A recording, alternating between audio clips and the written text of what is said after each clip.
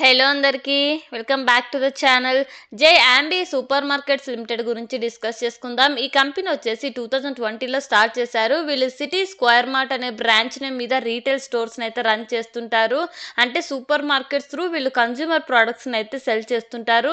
అంటే ఈ కన్జ్యూమర్ ప్రోడక్ట్స్లో ఏమేమి ఉంటాయంటే ఫాస్ట్ మూవింగ్ కన్జ్యూమర్ గూడ్స్ అని చెప్పేసి packed snacks, beverages, groceries and దీంతో పాటు ట్రావెల్ బ్యాగ్స్ అని, క్లాతింగ్ అని, ఫుట్వేర్, గిఫ్ట్ ఆర్టికల్, టాయ్స్ ఇలా డిఫరెంట్ కైండ్ ఆఫ్ కన్జ్యూమర్ ప్రొడక్ట్స్ని అయితే ఈ సూపర్ మార్కెట్స్ ద్వారా అయితే సెల్ చేస్తుంటారు. అంటే ఫ్రాంచైజ్ మోడల్ అన్నట్టు వీళ్ళ బ్రాంచ్ నేమ్ యూజ్ చేసుకొని ఈ సూపర్ మార్కెట్స్ని అయితే రన్ చేస్తుంటారు. దాని ద్వారా వీళ్ళకి ఇనిషియల్ ఫీ అని, యాన్యువల్ లైసెన్స్ ఫీ అని చెప్పేసి రెవెన్యూ అయితే జనరేట్ అవుతుంటుంది.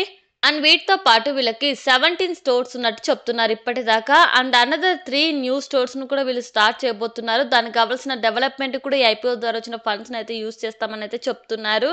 అండ్ ఈ కంపెనీలో ఇప్పటిదాకా 132 ఎంప్లాయీస్ ఉన్నారు. అందులో 115 వచ్చేసి పర్మనెంట్ ఎంప్లాయీస్, 17 వచ్చేసి సెక్యూరిటీ స్టాఫ్ ఉన్నట్టు చెప్తున్నారు.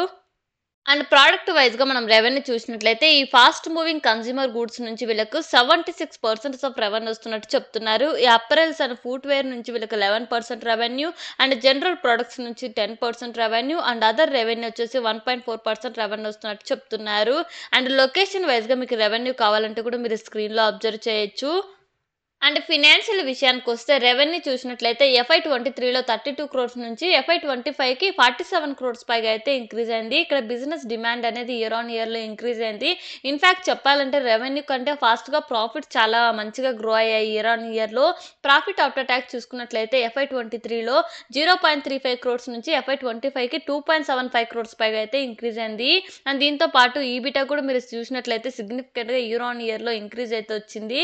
సో ఈ particular super market and retail బిజినెస్లో వీళ్ళు ప్రాఫిటబిలిటీ పరంగా అయితే చాలా బెటర్గా ఇంప్రూవ్ అయితే వచ్చారు ఇయర్ ఆన్ ఇయర్లో.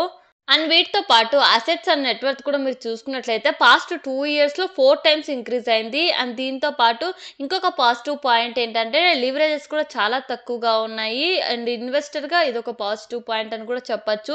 అండ్ రిటర్న్ ఆన్ ఈక్విటీ వచ్చేసి 26% మార్జిన్స్ మెయింటైన్ అవుతుంటే రిటర్న్ ఆన్ క్యాపిటల్ వచ్చేసి 24% అయితే మార్జిన్స్ మెయింటైన్ అవుతున్నాయి. సో రీసోర్సెస్ని ఎఫిషియెంట్ వేలో యూజ్ చేసుకుంటూ ఈ పర్టికులర్ బిజినెస్లో చాలా బెటర్గా పర్ఫామ్ చేసుకుంటూ వస్తున్నారు. అండ్ ఐపీఓ డీటెయిల్స్ విషయానికి వస్తే September 10th ఓపెన్ అయ్యి 12th క్లోజ్ అవుతుంది. ఫేస్ వాల్యూ వచ్చేసి 10 పర్ షేరు, ప్రైస్ బ్యాండ్ వచ్చేసి 74 to 78 per share, lot size వచ్చేసి 1600 షేర్స్.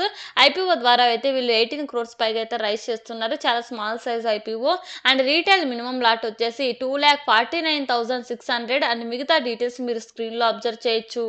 పియర్స్ విషయానికి వస్తే వీళ్ళు ప్రొవైడ్ చేసిన ఫినాన్షియల్ డేటా ప్రకారం పియర్స్తో కంపేర్ చూసుకుంటే జే ఆంబీ వాళ్ళు చాలా బెటర్గా పర్ఫామ్ చేస్తున్నారు. ఇన్ఫాక్ట్ వీళ్ళు స్మాల్ సైజ్ కంపెనీ అయినప్పటికీ ఇన్ టర్మ్స్ ఆఫ్ రెవెన్యూలో కానీ ప్రాఫిటబిలిటీ పరంగా కూడా చాలా ఇంప్రూవ్ అయితే చాలా బెటర్గా పర్ఫామ్ చేస్తున్నారు. ఇన్ఫాక్ట్ చెప్పాలంటే రీజనబుల్ ప్రైస్లో అయితే వస్తున్నారు కాబట్టి ఖచ్చితంగా ఐపీఓలో మంచి డిమాండ్ అయితే క్రియేట్ చేస్తుందని అనుకుంటున్నా. And coming to the positive points నేను ఆల్రెడీ మెన్షన్ చేశాను. రెవెన్యూలో గ్రోత్ కానీ, వాల్యుయేషన్స్ పరంగా కానీ, లివరేజెస్ తక్కువగా ఉంటూ చాలా బెటర్గా పర్ఫామ్ చేస్తున్నారు. అండ్ రిస్క్ ఫ్యాక్టర్స్ విషయానికి వస్తే వీళ్ళకి ఆల్ స్టోర్స్ ఏవైతే ఉన్నాయో ఇప్పటిదాకా వీళ్ళకి 17 స్టోర్స్ అవన్నీ గుజరాత్లోనే ఉన్నాయి. ఆ పర్టికులర్ లొకేషన్లో ఏదైనా జరిగితే ఓవరాల్ బిజినెస్ మీద కూడా ఇంపాక్ట్ జరిగే అవకాశం అయితే ఉంటుంది. అండ్ దీంతో పాటు వీళ్ళకి రెంటెడ్ అండ్ లీజ్డ్ ప్రాపర్టీస్ ఎక్కువగా ఉన్నాయి ఈ స్టోర్స్ కూడా. అండ్ దట్టు ఈ షార్ట్ టర్మ్ అగ్రిమెంట్స్ మీద చాలా స్టోర్స్ ఉన్నట్టు చెప్తున్నారు. సో అగ్రిమెంట్స్ క్యాన్సిల్ అయినా లేదా రినవల్ చేసుకోలేకపోయినా ఓవరాల్ బిజినెస్ మీద కూడా ఇంపాక్ట్ జరిగే అవకాశం అయితే ఉంటుంది. అండ్ దీంతో పాటు ఈ టైప్ ఆఫ్ బిజినెస్కి ఏవైతే రిస్క్ ఫ్యాక్టర్స్ ఉంటాయి అవన్నీ వీటికి కూడా వర్తిస్తాయి. అండ్ నేనైతే ఈ ఐపీఓలో పార్టిసిపేట్ చేద్దాం అనుకుంటున్నా. ఒకవేళ మీరు చేయాలనుకుంటే మీ ఓన్ అనాలిసిస్ అరెన్స్ మీ ఫినాన్షియల్ అడ్వైజర్తో కనెక్ట్ అయిన తర్వాతనే డిసిషన్ తీసుకోండి. As of now grey market premium వచ్చేసి 18% ఉందండి. ఇది చేంజ్ కూడా అవ్వచ్చు. అండ్ ఒకవేళ మీకు ఈ వీడియో ఇన్ఫర్మేటివ్గా అనిపిస్తే మన ఛానల్ని సపోర్ట్ చేస్తూ లైక్ చేసి షేర్ చేయండి. And thank you for watching.